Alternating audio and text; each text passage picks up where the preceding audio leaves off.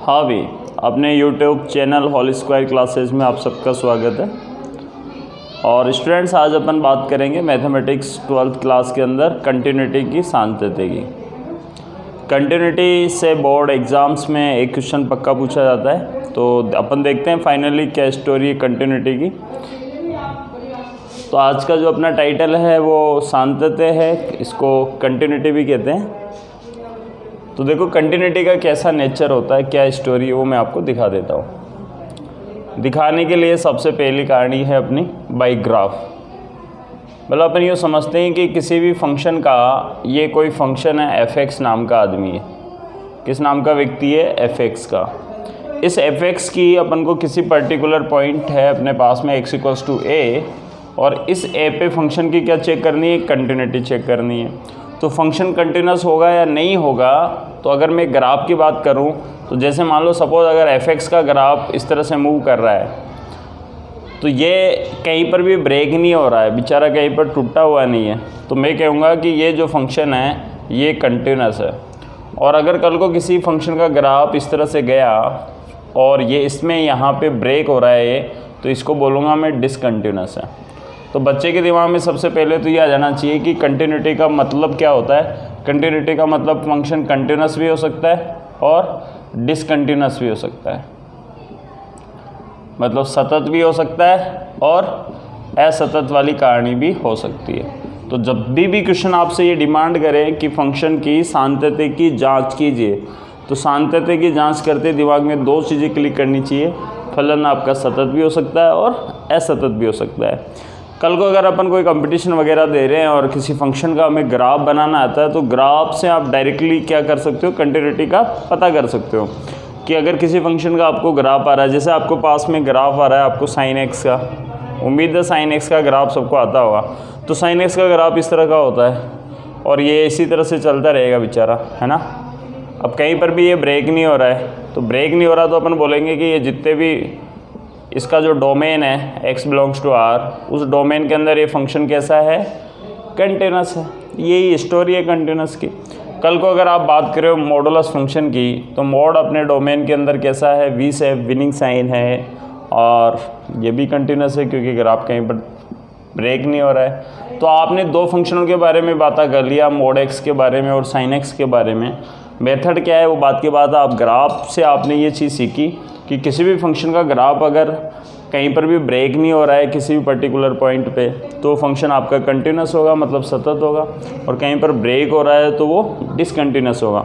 जैसे अगर अपन बात करें ग्रेटेस्ट इंटीजर फंक्शन की, तो ग्रेटेस्ट इंटीजर भाई साहब का फंक्शन ऐसा ग्राफ ऐसा बनता है, तो वैसे ब्रेकिंग आ रही है, ब्रेक हो रहा है, जगह जगह से टूटा हुआ है, तो ये फंक्शन कैसा हो जाएगा, आपका डिसकंटिन्यूस हो जाएगा। तो ये कहानी किसकी है, ग्रेटेस्ट इंटीजर फंक्शन, महत्तम पूर्णांक फलन की।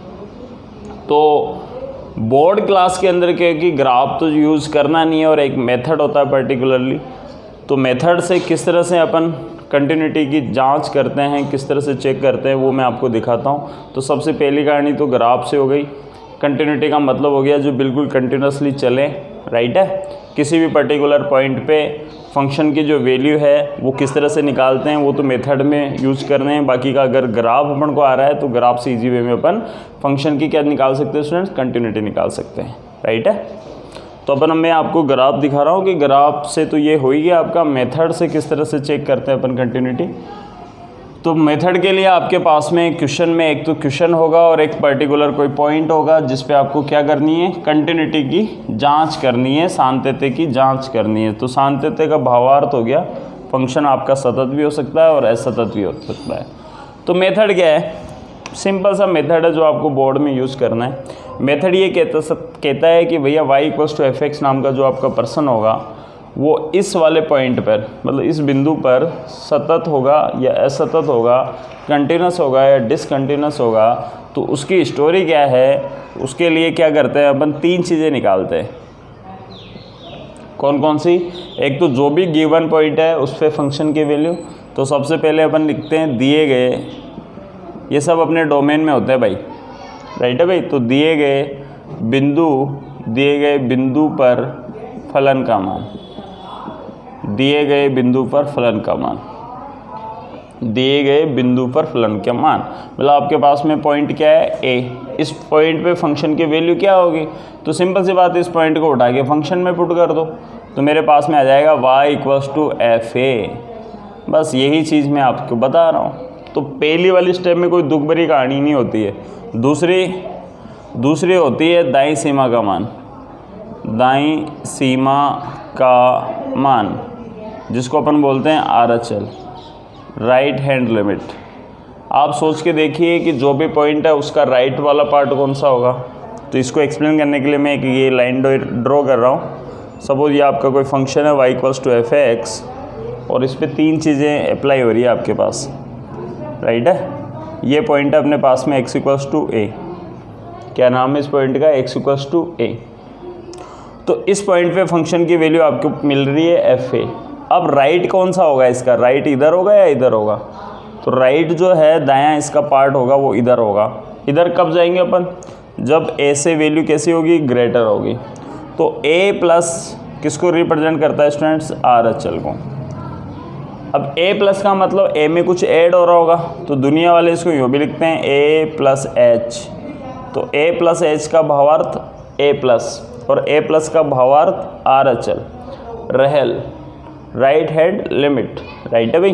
तो दाएं कब जाएंगे कि जो भी पर्टिकुलर पॉइंट जिसमें मैं कंटिन्यूटी चेक कर रहा हूँ उससे ग्रेटर। अब आपको क्या करना है, a+ में ये सबसे पहले h के बारे में सोचना है। h कौन है, h जो है वो 0 से ग्रेटर है, बट h की जो वैल्यू है ना आप ऐसे सोच सकते हो 0.00001, 0.00001, मतलब 10 to 1 है। मतलब बेचारा h जो है वो आपने एक स्मॉलेस्ट पॉजिटिव नंबर लिया है, राइट है। तो मैंने यहाँ पे जानबूझकर इतना गैप दिखा रहा हूँ, बाकी का इतना है नहीं। ये जो वाली डिस्टेंस है इसका नाम है h। तो उम्मीद है यहाँ पे x = क्या हो गया आपके पास, a+h। x = क्या आ गया आपके पास, a+h।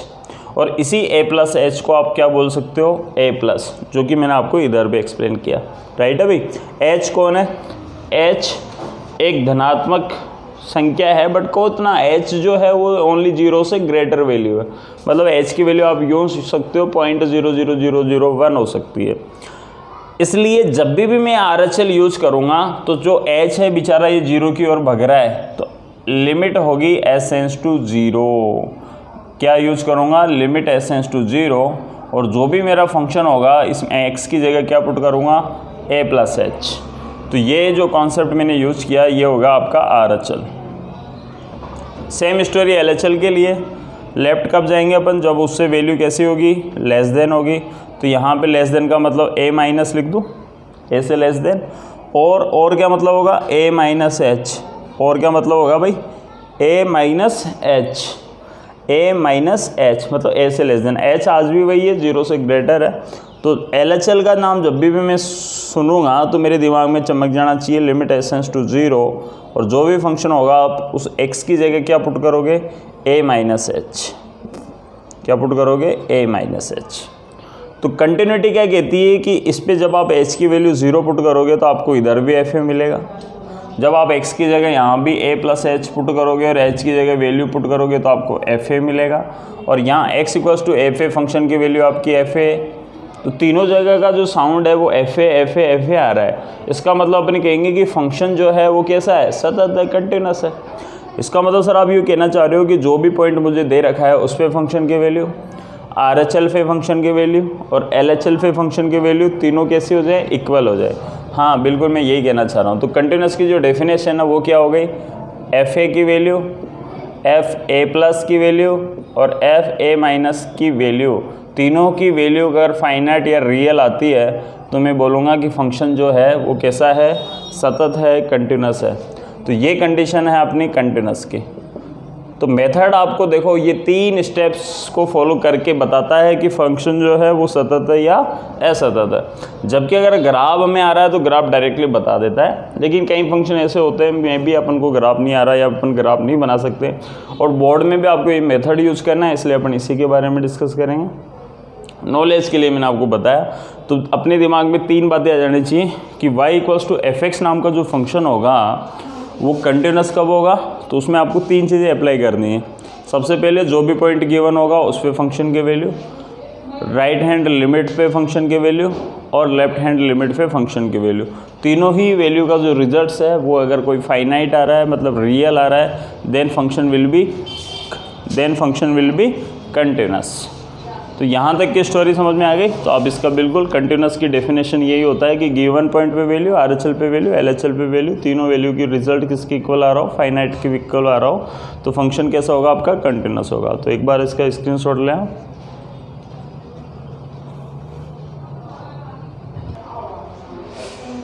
तो ये थी अपनी स्टोरी कंटिन्यूटी की। अब अपन क्या करते हैं, थोड़ी सी को अच्छी अच्छी बातें देखते हैं। बेसिक क्या है साहब, दुख भरी जो कहानियाँ हैं और जो अच्छी बातें हैं वो देखें। वहाँ मैंने एक वर्ड यूज करा लिमिट। क्या यूज करा, लिमिट। लिमिट आपकी जो भी हो, जैसे अगर अपनी लिमिट है x टू a और यहाँ पे आपका कोई फंक्शन है f(x), अब आप क्या करते हो, लिमिट पुट करते हो। सबसे पहला काम आपने लिमिट पुट किया, आपको 3 रास्ते मिलेंगे। कितने रास्ते मिलेंगे, 3। अगर कल को आपने यहाँ पे x की जगह a पुट किया तो आपको क्या मिल रहा है, fa। क्या मिल रहा है भाई, fa मिल रहा है। क्या मिल रहा है, fa। अगर ये fa रियल आ गया मतलब वास्तविक आ गया साहब, तो समझ लो मज़े ही मज़े हैं। बिल्कुल मुस्कुराहट दिख जाएगी यहाँ पे आपके, कोई प्रॉब्लम नहीं है। ऐसा लगेगा कि कोई इशू ही नहीं है ना। ऐसा क्या लगेगा, कोई इशू ही नहीं है। सेकंड, कल को आपने लिमिट यूज की और आपको अनडिफाइंड मतलब कोई भी विचित्र कहानी आ गई, 1/0 आ गया, इन्फिनिटी आ गया, तो मज़ा नहीं आता मतलब लिमिट का। लेकिन बेचारे आ गए तो आगे, अपन क्या कर सकते हैं। और तीसरा जो है वो रास्ता आपका अनिधार्य रूप। कौन सा रूप है, अनिधार्य रूप। कौन सा रूप है, कौन सा रूप है, अनिधार्य रूप। अनिधार्य रूप टोटल होते हैं 7। इनको बोलते हैं अपन इनडिटरमिनेट फॉर्म।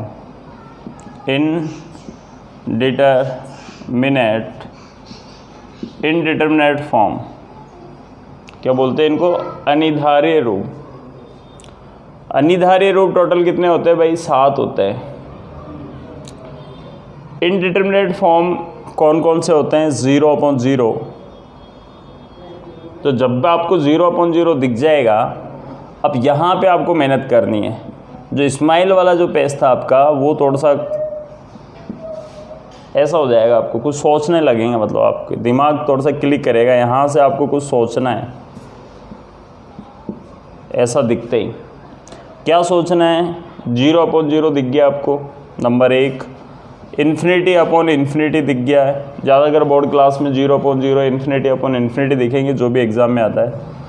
0 × इन्फिनिटी दिख गया, इन्फिनिटी माइनस इन्फिनिटी दिख गया, राइट है। 1 की पावर इन्फिनिटी, 1 जो है आपका 10⁻1 है, नकली वाला 1। एग्जैक्टली 1 की पावर इन्फिनिटी 1 होता है भाई, है ना, ध्यान रखिएगा। यहाँ पे 10⁻1 मतलब ये एरो का मतलब हो गया 10⁻1 है, मतलब एग्जैक्टली 1 नहीं है ना। और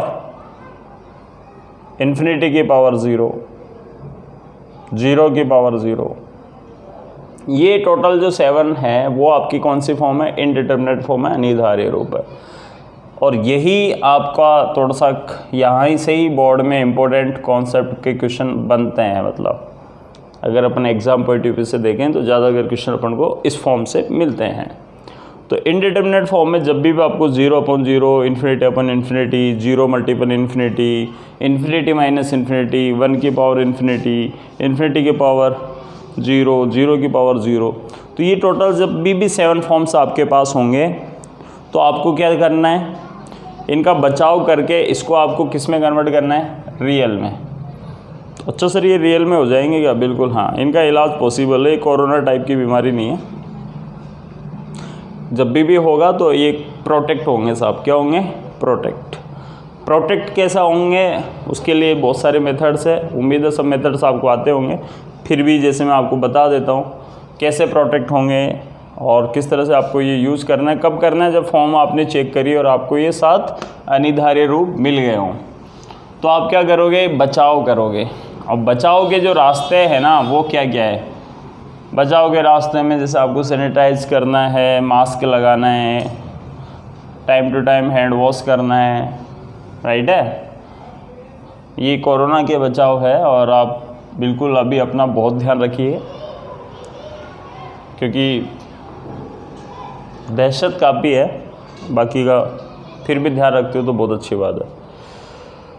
तो बचाव के रास्ते क्या है, सबसे पहले आपका क्या काम करना है, जैसे हो सकता है मे बी आपका काम गुणनखंड फैक्टर से हो जाए। किससे हो जाए, फैक्टर। आसान रास्ते है भाई, बिना दवाई के। दिखाओ, जैसे अपने पास में लिमिट x → 2 है और x² - 2 और अपने पास में x² - 4 x - 2, ये क्वेश्चन है। सबसे पहला काम फॉर्म चेक करनी है। पहले तो ये चेक करना है कि बीमारी है या नहीं है। तो सिंपल है, जहाँ x है वहाँ पे 2 पुट किया, 2 का स्क्वायर 4 हो गया, 4 - 4 0, 2 - 2 0। तो ये 0/0 आने का मतलब आपको यहाँ पे सोचना है, राइट है। दिमाग थोड़ा सा यूज करना है कि यार 0/0 आ गया, मुझे इस वाली पार्टी को रियल में कन्वर्ट करना, और रियल में ये कन्वर्ट हो जाएगी। तो आपने क्या किया, इसके फैक्टर कर दिया भाई, फैक्टर कर दिया x + 2, x - 2, x - 2, ये दोनों कैंसिल आउट हो गए, 2 यहाँ पुट किया, 4 आंसर आ गया। बस यही थोड़ा सा आपको एक्स्ट्रा सोचना है। तो ये हो गया अपने पास फैक्टर। दूसरा हो गया अपने पास में, जैसे यूज़ करते हैं अपन बात करें, कॉमन लेना। कई बार छोटी सी बीमारी है, कॉमन से भी काम हो जाता है। किससे, कॉमन। टेकिंग कॉमन भाई, कॉमन ले लो भाई। कॉमन मतलब सर लिमिट, जैसे कल को अपने पास में h → 0 है, यहाँ पे h + 3h है, यहाँ पे h है। आपने क्या किया, जहाँ h है वहाँ पे 0 पुट किया, तो 0 0 0 मतलब आपको वापस 0/0 फॉर्म दिख गई। आपने कहा यार लोगों, फिर प्रॉब्लम वाली कहानी है। किसी बच्चे ने देखा यार h कॉमन ले लो, तो h कॉमन लेते हैं, यहाँ पे 4 दिख गया और यहाँ h से h कैंसिल हो गया, आंसर 4 आ गया। तो कॉमन से अपना काम बन गया। जैसे और देखते हैं कोई अच्छी चीज़, जैसे आपको मिल गया e⁻x, क्या मिल गया, e⁻x दिखा रहा हूँ मैं, लिमिट x → 0 और यहाँ पे मिल गया आपको e⁻1/x प्लस e⁻1/x। अब आप क्या कर रहे हो, x की जगह 0 पुट कर रहे हो। सबसे पहले काम है फॉर्म चेक करें। सबसे पहला रास्ता क्या है, फॉर्म चेक करें कि बीमारी कौन से टाइप की है। आपने जहाँ x है वहाँ पे 0 पुट किया, तो 0 पुट करने पर आपको क्या मिलेगा, e⁻1/0 प्लस e⁻1/0। 1/0 अपन बचपन से जानते हैं इन्फिनिटी होता है। किसी भी नंबर को 0 से डिवाइड करेंगे वो इन्फिनिटी होगा, बस वो नंबर आपका 0 नहीं होना चाहिए, इन्फिनिटी फाइनाइट नंबर। यहाँ पे 1 प्लस e⁻∞ हो गया। अब आपके सामने समस्या आएगी दूसरी, e⁻∞ क्या होता है साहब। तो ये छोटी छोटी बातें आपको पता होनी चाहिए। e⁻∞ की वैल्यू इन्फिनिटी होती है, ध्यान रखिएगा आप। e⁻∞ इन्फिनिटी होता है और e⁻∞ की वैल्यू 0 होगी, जो मैं अभी थोड़ी देर बाद में बता भी दूंगा कि कैसे होती है इन्फिनिटी। तो e⁻∞ की वैल्यू इन्फिनिटी, तो ये भी इन्फिनिटी, ये भी इन्फिनिटी में कुछ भी ऐड करेंगे तो भी infinity, infinity upon infinity form आ गया। अब आपका दिमाग कहेगा यार बचाओ। तो ये जो बेसिक बातें हैं ना, ये कंटिन्यूटी को एक इंटरेस्टफुल बनाती है, बच्चे में एक रुचि जनरेट करती है बच्चों को। वरना ऐसे तो कंटिन्यूटी बहुत सिंपल है कि हाँ जो भी पॉइंट गिवन होगा उस पर फंक्शन की वैल्यू, RHL की वैल्यू, LHL की वैल्यू, अगर तीनों इक्वल आ गए देन फंक्शन कंटिन्यूस। ऐसे ग्राफ खींच दिया, कंटिन्यूस चल रहा है, कंटिन्यूटी। तो ये क्वेश्चन में क्या करता है कि एक सोचने पे मजबूर करता है बच्चों को कि हाँ चलो, बच्चों को लगता है कि हाँ यार कुछ नई चीज़ मिली। तो वो नई चीज़ें ही हैं। हालांकि 11th में लिमिट जब पढ़ाते हैं तब सब चीज़ें बताते हैं, फिर भी ह्यूमन नेचर है, भूलने की आदत रहती है, भूल जाते हैं, कोई इशू नहीं है, घबराने की ज़रूरत नहीं। अब आप यहाँ पे क्या करोगे, किसी बच्चे ने नॉर्मल सोचा, कॉमन ले लेते हैं। प्रॉब्लम कौन कर रहा है, जो प्रॉब्लम कर रहा है ना उसको कॉमन लेते हैं। तो e⁻1/x ही तो प्रॉब्लम दे रहा है, तो e⁻1/x को कॉमन ले लो नीचे से। तो e⁻1/x कॉमन आया तो यहाँ तो 1 आ गया, और कितने बच्चों को यहाँ e⁻1/-1x दिख गया, क्योंकि 1 डिवाइडेड बाई e⁻1/x, तो e⁻1/x अब ये प्रॉब्लम वाली पार्टी कैंसिल हो गई। आपने x की जगह 0 पुट किया, आपको मिला 1 प्लस e⁻⁻1/0 और 1/0 के आगे माइनस है, तो ये आपको e⁻∞ मिला और e⁻∞ 0 होता है। तो फाइनली आपको एक तरह से देखा जाए तो 1 + 0 मिला, जो कि 1 मिला। सोचो कहाँ पहुँच गया 1 पे, पहले क्या था ∞/∞। तो इस तरह से कॉमन लेने से भी अपना काम बनता है और बन जाता है। तो उम्मीद है यहाँ तक की कहानी समझ में आ गई। तो ये है अपना कॉमन की कहानी। अभी मैंने आपको बताया कि e⁻∞ होती है वो इन्फिनिटी कैसे होती है, तो मैं उसको एक बार दिखा देता हूँ।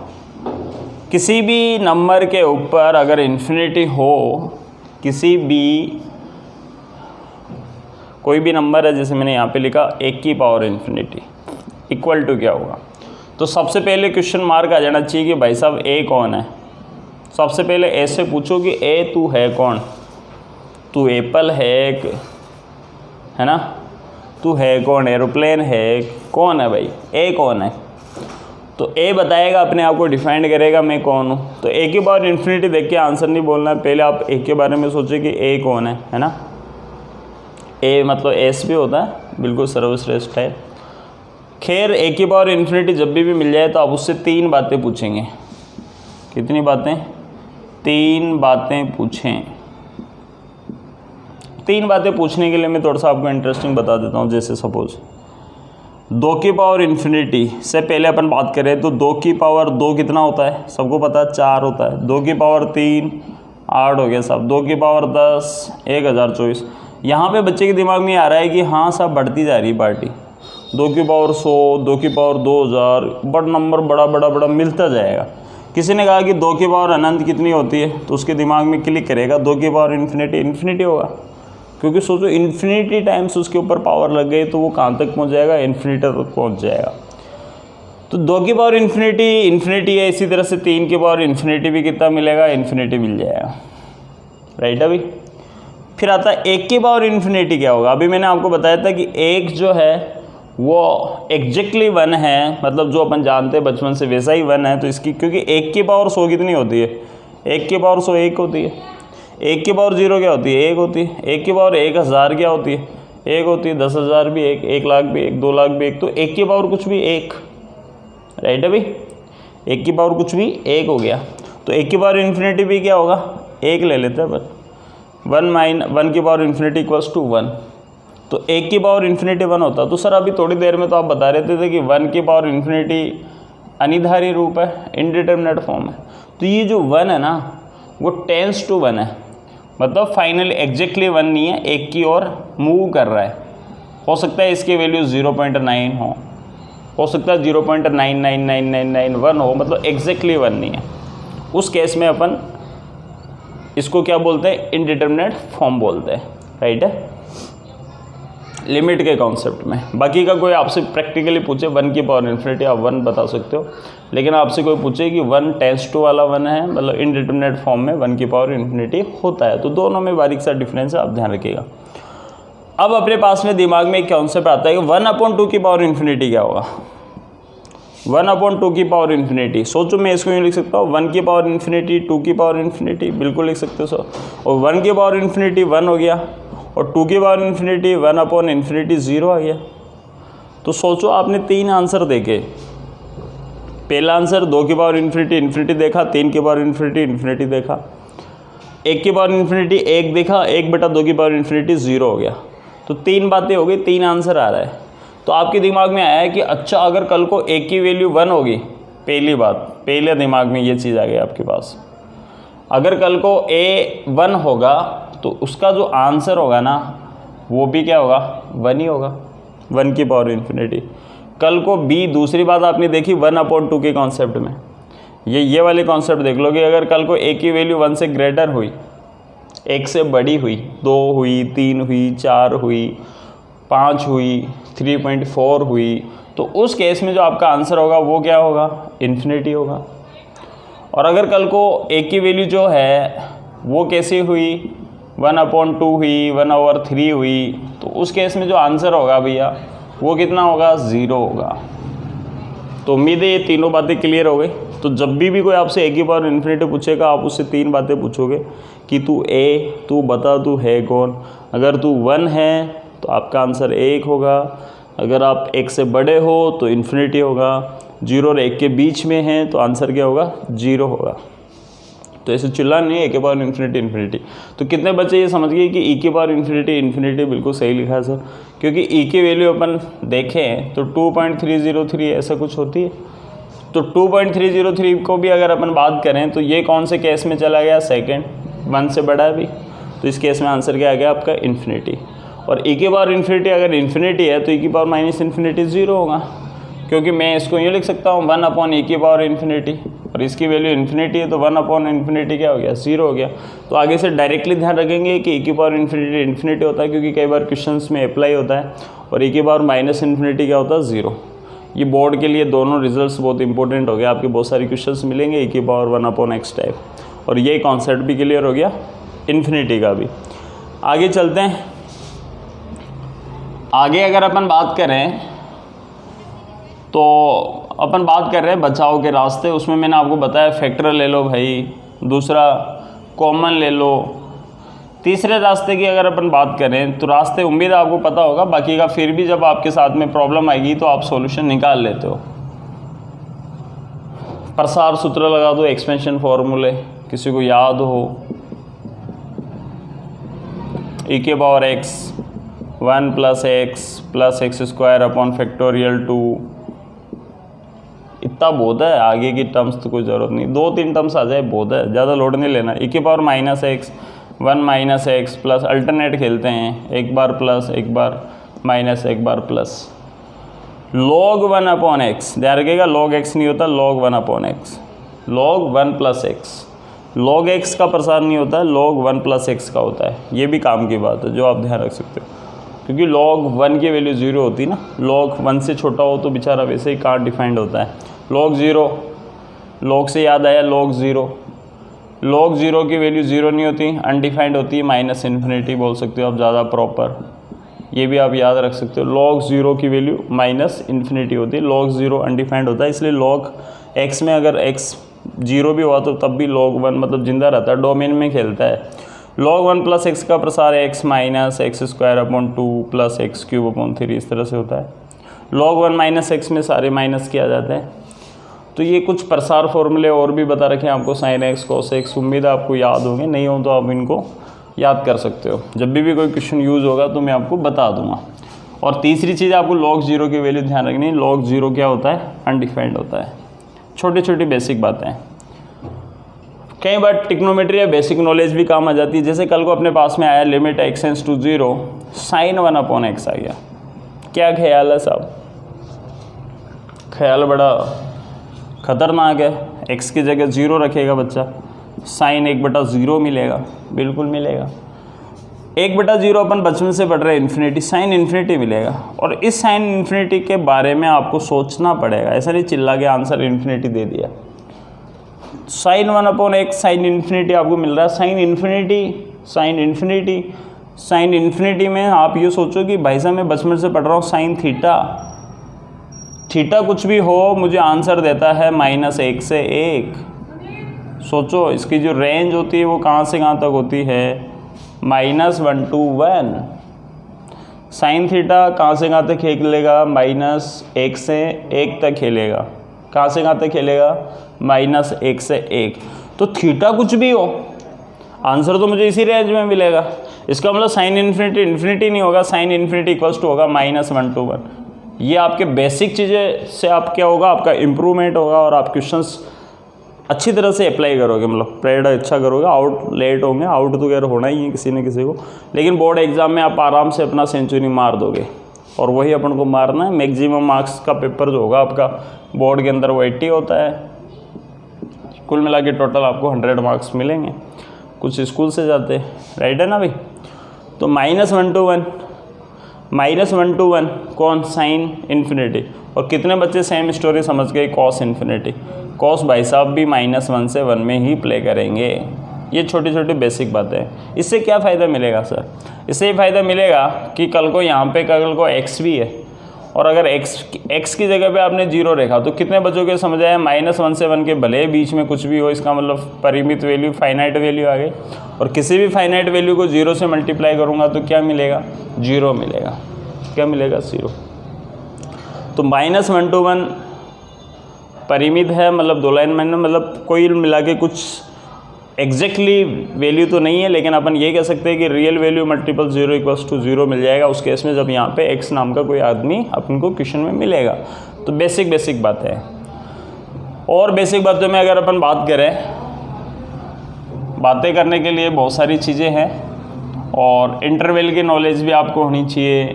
कंडीशंस को बहुत सारे बच्चों को पढ़ना नहीं आता, वो भी अपन को पढ़ना चाहिए। जैसे अगर कल को लिखा हुआ x नॉट इक्वल्स टू 0, तो x नॉट इक्वल्स टू 0 का भावार्थ क्या है, x नॉट इक्वल्स टू 0 का मतलब x 0 नहीं है।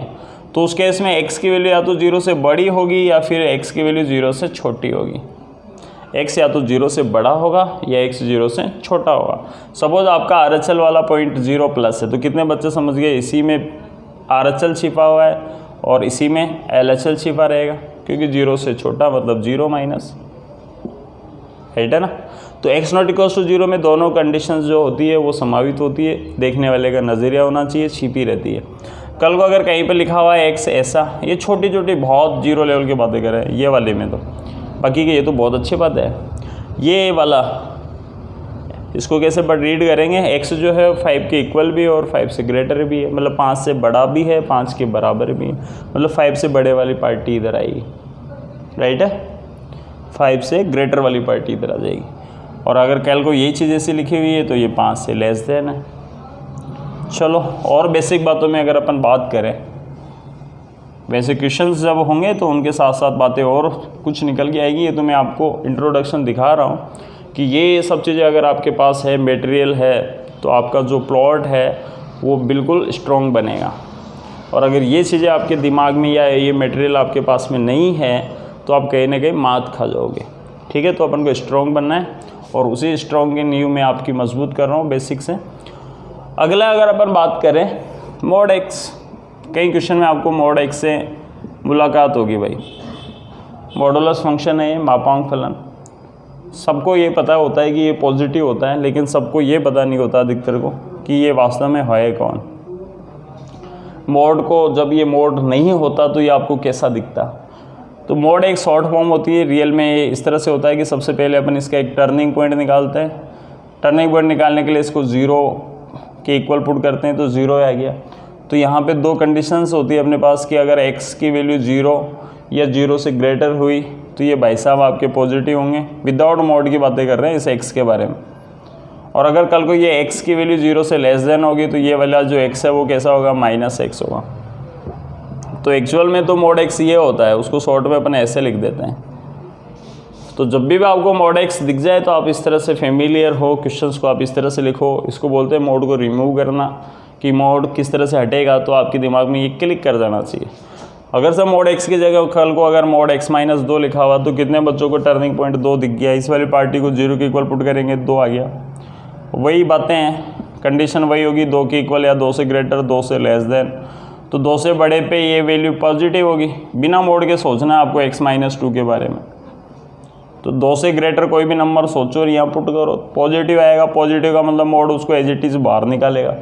और अगर 2 से लेस देन होगा तो नेगेटिव आएगा, तो उसको माइनस के साथ बाहर निकालेगा।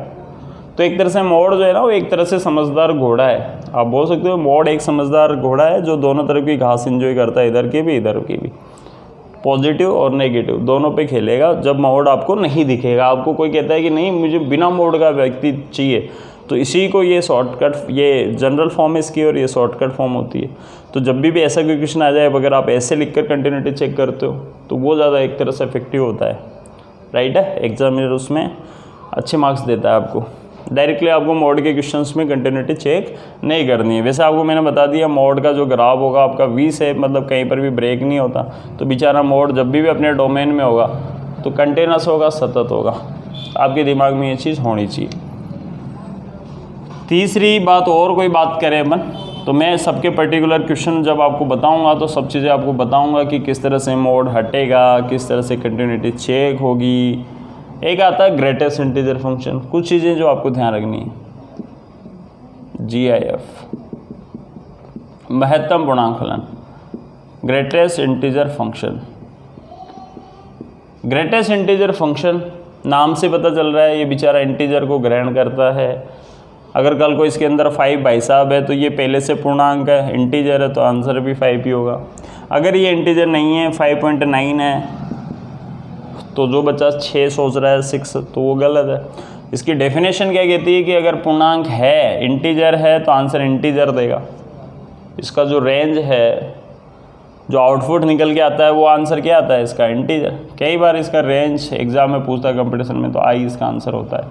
आई या जेड से भी रिप्रेजेंट करते हैं पूर्णांक संख्या, राइट। अभी तो अगर इंटीजर नहीं है तो उससे जस्ट पहले वाला कोई इंटीजर हो तो वो आपका आंसर होगा।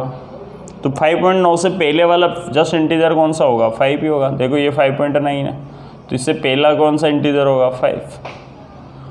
तो 5.9 को देखते 6 नहीं बोलना है। जैसे अगर 5.4 होता तो भी कितना होता, 5 ही होता सर। अगर 6.8 होता तो कितना होता, 6 होता। कई बार FA1 एग्ज़ाम होते ना, फर्स्ट टेस्ट वगैरह रे, जैसे किसी टीचर ने मार्क्स दे दिए 8.5, बच्चे के मज़े आ जाते हैं, मन में 9 बोलता है वो, तो ओ मेरे तो 9 नंबर आ गए। तो ग्रेटेस्ट इंटीजर फंक्शन कहता है कि 8.5 है, तो फाइनली आपको मार्क्स क्या मिल रहे हैं, 8 ही मिल रहे हैं।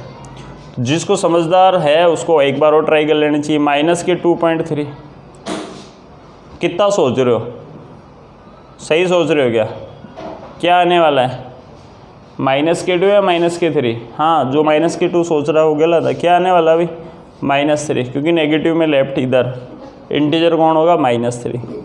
तो ये छोटी छोटी बातें आपको ध्यान रखनी है। 0.5 लिखा हुआ है, तो क्या आने वाला है, 0। तो ग्रेटेस्ट इंटीजर फंक्शन जब भी आपको मिलेगा तो उसकी डेफिनेशन पे काम करेगा। उसमें लिमिट बाद में यूज़ होती है, पहले वो अपनी डेफिनेशन को खेलेगा। डेफिनेशन को खेलेगा मतलब सर, डेफिनेशन को इस तरह से खेलेगा वो कि जैसे आपने एक लिमिट आपके पास में कल को s → 0 और यहाँ पे लिखा हुआ है 9 + h। जिस बच्चे ने डायरेक्टली h की जगह 0 पुट कर दिया उसका तो आंसर 9 हो जाएगा। एक क्वेश्चन और दे रहा हूँ, लिमिट s → 0 और 9 - h, क्योंकि ऊपर वाले से ऐसा लगता है कि सर जो मैं सोच रहा था वो वैसे ही सही था। तो ऊपर और नीचे से आपको कॉन्सेप्ट क्लियर होता है दोनों क्वेश्चन से। किसी बच्चे ने यहाँ पे h की वैल्यू 0 पुट करी, 9 आंसर आया। किसी ने यहाँ h की वैल्यू 0 पुट करी, 9 आया। दोनों जगह 9 का साउंड बोला, कंटिन्यूटी दिखा दिया। ओ सर ये तो कंटिन्यूस हो गया। सोचो मैं इस क्वेश्चन को 9 पे चेक कर रहा हूँ, 9 यहाँ पुट करूँगा, 9 आंसर आ रहा है। 9 + h मतलब समझ गए ना, ये RHL दाईं सीमा का मान, और ये भाई साहब LHL होंगे आने वाले टाइम जब अपन क्वेश्चंस करेंगे। तो RHL में जो ही आप h की जगह 0 पुट करोगे तो आपको 9 दिख गया, जो ही आप h की जगह 0 पुट करोगे 9 दिख गया। तीनों जगह का साउंड आपको 9 9 9 दिख गया। तो आप क्या चिल्लाओगे, कंटिन्यूस। जबकि मैंने आपको बताया कि इसका जो ग्राफ होता है बेचारे का, वो इस तरह से खूब टूटा हुआ होता है। तो फंक्शन कैसा है, डिसकंटिन्यूस है। दुनिया का कोई सा भी इंटीजर आ जाए उस पर फंक्शन, ग्रेटेस्ट इंटीजर फंक्शन कैसा होगा, असतत होगा, डिसकंटिन्यूस होगा।